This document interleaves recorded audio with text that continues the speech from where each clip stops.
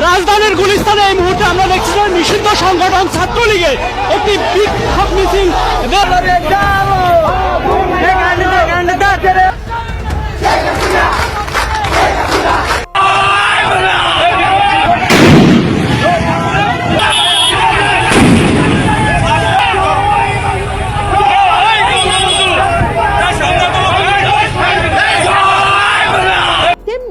তাদের কথা হচ্ছে যে বাংলাদেশকে শেখ হাসিনাকে পূর্ণ নিরাপত্তা দিয়ে ফিরিয়ে এনে পূর্ণ নিরাপত্তায় রাখতে হবে, মানে সেটা সেনানিবাসের ভেতরে হোক, সেনানিবাসের বাইরে হোক, যেখানেই তাকে আটক রাখা হোক না কেন তার জীবনের পূর্ণ নিরাপত্তা নিশ্চিত করতে হবে এবং তাকে একটা ন্যায় বিচার দিতে হবে। সেই কথাটাই দেখেন লাইন লাইন ধরে ধরে আজকে তারেক রহমানের মুখপাত্র তথ্য উপদেষ্টা ডাক্তার জাহিদুর রহমান সাংবাদিকদের সামনে বলেছেন। সামাজিক যোগাযোগ মাধ্যমে হঠাৎ জোর গুঞ্জন কার্যক্রম নিষিদ্ধ থাকা আওয়ামী লীগের উপর থেকে নাকি নিষেধাজ্ঞা তুলে নিচ্ছে সরকার। কিন্তু এই ধরনের খবরের সত্যতা কতটুকু? দেখা যাচ্ছে যে আওয়ামী লীগের উপর নাকি নিষেধাজ্ঞা তুলে নেওয়ার একটা গুজব ছড়িয়ে পড়েছে। ঢাকার রাজনৈতিক অঙ্গনে হঠাৎ ছড়িয়ে পড়ে একটি খবর, আওয়ামী লীগের উপর থেকে নিষেধাজ্ঞা নাকি তুলে নেওয়া হচ্ছে। সম্মানিত দর্শক, এই মাত্র আওয়ামী লীগের নিষেধাজ্ঞা তুলে দিয়েছেন প্রধানমন্ত্রী তারেক ঘোষণা দেওয়ার সাথে সাথে আওয়ামী লীগের দাবটা শুরু হয়ে গিয়েছে। দর্শক, ইতিমধ্যে আওয়ামী লীগের নেতাকর্মীরা এনসিপি এবং জামাতের উপর ভয়ঙ্কর হামলা চালাচ্ছে। এই ভিডিওর মাধ্যমে দেখলে রীতিমতো আপনারা অবাক হয়ে যাবেন হঠাৎ করে কি কারণে তারেক জিয়া আওয়ামী লীগের নিষেধাজ্ঞা তুলে দিয়েছেন এবং আওয়ামী লীগের নেতাকর্মীরা যে তাণ্ডব চালাচ্ছেন এই ভিডিওর মাধ্যমে আজকে আপনাদেরকে বিস্তারিত দেখাবো। দর্শক, তার কথা বাড়াবো না, চলুন ভিডিওতে আমরা দেখে আসি কি কারণে আওয়ামী লীগের নিষেধাজ্ঞা তুলে দিয়েছেন এবং আওয়ামী লীগের কি তাণ্ডব শুরু করেছেন বিস্তারিত আমরা দেখে আসি। অবশ্যই ভিডিওটি শুরু থেকে শেষ পর্যন্ত দেখবেন, চ্যানেলে নতুন হয়ে থাকলে সাবস্ক্রাইব করে রাখবেন পরবর্তী ভিডিওর জন্য। লাইক করে দেখতে থাকুন সম্পূর্ণ ভিডিওটি।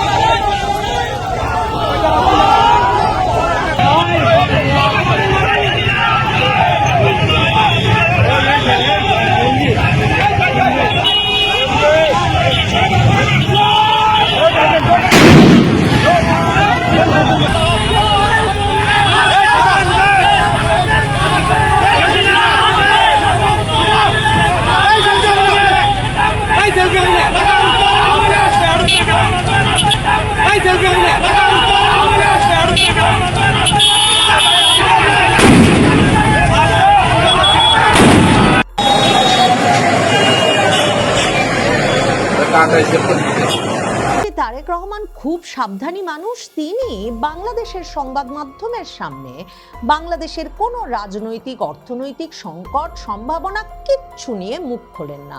সরকার গঠনের পরেই তিনি তার মনোভাব, তিনি কি ভাবছেন, প্রধানমন্ত্রী তারেক রহমান কোনো বিষয়ে কি মত সংবাদ মাধ্যমে জানান দিতে চান, এই বিষয়টা খোলাসা করে বলার জন্য টকশোর জনপ্রিয় মুখ সেই ডাক্তার জাহিদুর রহমানকে নিয়োগ দিয়ে দলের ভেতরেও চমকে দিয়েছিলেন। এই ডাক্তার জাহিদুর রহমান নিয়মিতভাবে সংবাদ মাধ্যমের সামনে হাজির হন এবং সরকারের বিভিন্ন কার্যক্রম বিষয়ে, সরকারের বিভিন্ন অবস্থান বিষয়ে ব্যাখ্যা বিশ্লেষণ করে সংবাদ মাধ্যমকে বোঝান। হঠাৎ করে সরকারের শেখ হাসিনার বিষয়ে অবস্থানে একটা বিরাট পরিবর্তন চলে এসেছে। গতকালকে বাংলাদেশে প্রধান পারাগ জৈন এবং বাংলাদেশে নিযুক্ত ভারতের রাষ্ট্রদূত দীনেশ ত্রিবেদীর সঙ্গে বাংলাদেশের প্রধানমন্ত্রী, স্বরাষ্ট্রমন্ত্রী, পররাষ্ট্রমন্ত্রী এদের সাক্ষাৎ হয়ে যাওয়ার পর এমন একটা সরাসরি ইঙ্গিত বা সরাসরি ঘোষণা তারেক রহমানের একেবারে খাস লোক ডাক্তার জাহিদুর রহমান সংবাদ মাধ্যমের সামনে এসে ঘোষণা দিয়ে দিয়েছেন। ডাক্তার জাহিদুর রহমান বলেছেন শেখ হাসিনা দেশে যদি ফেরেন তিনি পূর্ণ নিরাপত্তা নিয়ে ফিরবেন এবং তিনি দেশে এসে পূর্ণ নিরাপত্তা পাবেন। আর এর আগেই তো তিনি জানান দিয়ে দিয়েছিলেন শেখ হাসিনা দেশে ফিরবেন মাথা উঁচু করে।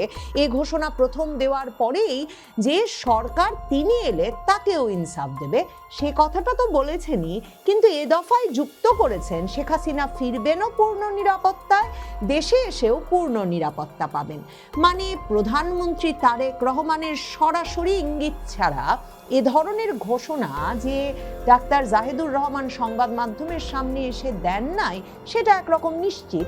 গতকালকেও পররাষ্ট্রমন্ত্রী বলেছেন তারেক রহমান ভারত সফরে এই অবস্থায় যাচ্ছেন কিনা সেটা এখনো নিশ্চিত নয়, এখনো প্রধানমন্ত্রী সেটা বিবেচনা করছেন। আজকেও দেখেন ডাক্তার জাহিদুর রহমান বলেছেন প্রধানমন্ত্রী তারেক রহমান তো ভারত সফরে যে কোনো সময় যেতে পারেন, কারণ তারেক রহমানের কাছে শুধু যে বিমস্টেক সভাপতি হিসেবে ব্রিক্স সম্মেলনে যোগ দেওয়ার আমন্ত্রণ আছে তাই তো নয়, তার কাছে তো ফেব্রুয়ারি থেকেই প্রধানমন্ত্রী মোদির একটা আমন্ত্রণ পত্র আছে, যেখানে প্রধানমন্ত্রী মোদি প্রধানমন্ত্রী তারেক রহমানকে স্ত্রী কন্যা নিয়ে ভারত সফরে যেতে বলেছেন। তার মানে ভারত সফরের যে তারেক রহমান কিছুতেই যাবেন না, শেখ হাসিনাকে কেন দিল্লি সংবাদ সম্মেলন করতে দিল, শেখ হাসিনা কেন ওখানে বসে বাংলাদেশে যখন তখন ফিরে আসবেন এসব ঘোষণা দিচ্ছেন, এসব বিষয়ে যে তারেক রহমানের কোনো মন্তব্য নাই, বরং তারেক রহমান যে প্রধানমন্ত্রী হিসেবে, বাংলাদেশের নবনির্বাচিত প্রধানমন্ত্রী হিসেবে ভারত সফরে গিয়ে ভারত বাংলাদেশ সম্পর্কটাকে এগিয়ে নিতে আগ্রহী, সেটা একেবারে স্পষ্ট ডাক্তার জাহিদুর রহমানের বক্তব্য থেকে। মানে ওই যে প্রথম আলো, মানব জমিন থেকে শুরু করে পত্র পত্রিকাগুলো ক্রমাগতভাবে যে লিখছে, আজকে আমার দেশও সেই সংবাদ করেছে যে কোনোভাবেই ভারত সফরে যাওয়ার কথা এখন তারেক রহমান ভাবছেন না, কারণ ভারত দিল্লিতে শেখ হাসিনাকে রেখেছে এবং শেখ হাসিনাকে সংবাদ সম্মেলন করতে দিয়েছে।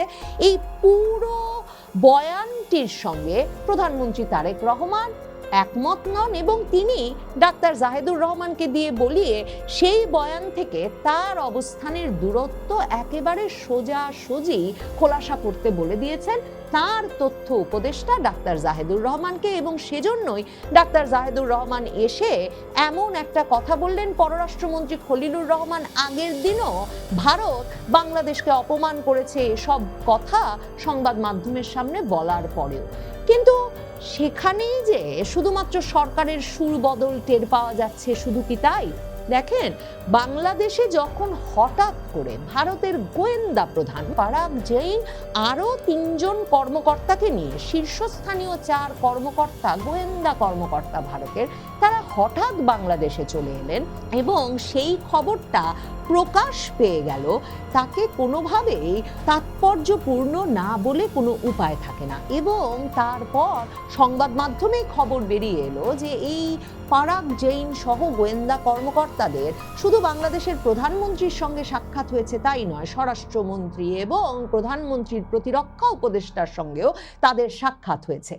এই যে গোয়েন্দা প্রধানের বাংলাদেশে চলে আসা, আমি আপনাদের আগেই বলেছিলাম যে বাংলাদেশের গোয়েন্দাদের সঙ্গে বাংলাদেশের সরকারের সর্বোচ্চ পর্যায়ের সঙ্গে একটা কাজের সম্পর্ক স্থাপন করা যাবে, বা দুদেশের চাহিদা বক্তব্য বুঝতে রাজি বা একসঙ্গে কাজ করতে রাজি, এমন একটা পরিস্থিতি সৃষ্টি না হলে কিছুতেই রয়ের প্রধান পারাগ জৈন চলে আসতেন না। তার সঙ্গে আবার এসেছিলেন একেবারে প্রধানমন্ত্রী মোদি সহ যা ভারতের সবচেয়ে বড় ভিভিআইপিদের নিরাপত্তার দায়িত্বে নিয়োজিত স্পেশাল প্রোটেকশন গ্রুপের কর্মকর্তারাও। এই পারাগ জৈনও কিন্তু প্রধানমন্ত্রীর নিরাপত্তায় সেই এসপিজির একটা বিশেষ দায়িত্ব পালন করেন। কেন ভিভিআইপিদের নিরাপত্তা প্রদানের এই দলটি বাংলাদেশে, কেন হঠাৎ করে প্রধান কোনো কর্মকর্তাকে না পাঠিয়ে নিজেই এলেন? জাহিদুর রহমান আবার বলছেন এটা নিয়ে জল্পনার কিছু নাই, এটা তো একটা রুটিন ভিজিট, কারণ পারাগ জৈন এর আগে চীন সফর করে এসেছেন, আমাদের ডিজিএফআই প্রধানও এর আগে ভারত সফর করে এসেছেন। পার্থক্যটা হচ্ছে তারেক রহমান ক্ষমতা নিয়েই যখন ডিজিএফআই পদে পরিবর্তন আনলেন, কায়সার রশিদ চৌধুরীকে মেজর জেনারেল বানিয়ে তারপর ডিজিএফআই প্রধান পদে বসালেন, এই কায়সার রশিদ চৌধুরী কিন্তু দিল্লি গিয়েছিলেন আনুষ্ঠানিকভাবে এই ঘোষণা দিয়ে যে তিনি চিকিৎসার্থে সস্ত্রীক দিল্লি ভ্রমণে যাচ্ছেন।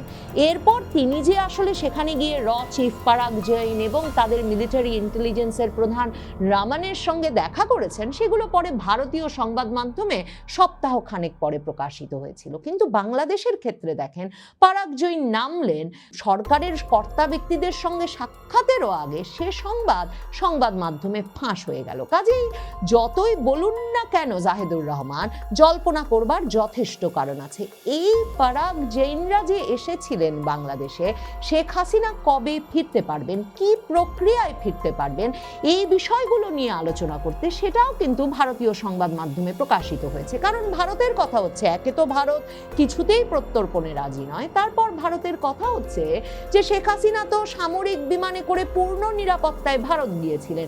ভারত থেকে তিনি ঠিক এই যে ঘোষণা দিয়ে দিয়েছেন তিনি ডিসেম্বরের মধ্যে বাংলাদেশে ফিরবেন, তিনি কিভাবে ফিরবেন, কোন বিমানে করে ফিরবেন, মানে কমার্শিয়াল ফ্লাইটে ফিরবেন, নাকি তিনি স্থল সীমান্ত দিয়ে ফিরে আসতে সীমান্তবর্তী এলাকায় ভিড় করবেন তার সমর্থক এবং বিদেশি সাংবাদিকদের নিয়ে, মানে নানা রকম প্রক্রিয়ার কথা শোনা যাচ্ছে। কোন প্রক্রিয়ায় তিনি ফিরবেন? ভারত সরকারের কথা হচ্ছে যে তারেক রহমান সরকারকে এ বিষয়ে আওয়ামী লীগের সঙ্গে শেখ হাসিনার সঙ্গে আলোচনা শুরু করতে হবে, তাদেরকে সম্মানিত দর্শক, আশা করি সকলে পুরো ভিডিওটি দেখলেন। এই ভিডিও সম্পর্কে অবশ্যই আপনাদের মতামত ভিডিওর কমেন্ট বক্সে লিখে জানাবেন। দর্শক, এই ধরনের প্রতিনিয়ত আপডেট ভিডিওগুলো সবার আগে পেতে অবশ্যই চ্যানেলটিকে সাবস্ক্রাইব করে পাশে থাকা বেল বাটনটি অন করে রাখবেন পরবর্তী ভিডিওগুলো সবার আগে পাওয়ার জন্য। আজকের মতো ভিডিওটা এখানে শেষ করলাম, দেখা হচ্ছে পরবর্তী ভিডিওতে। সেই পর্যন্ত ভালো থাকবেন, সুস্থ থাকবেন এই কামনা করে বিদায় নিলাম। আসসালামু আলাইকুম ওয়া রাহমাতুল্লাহ।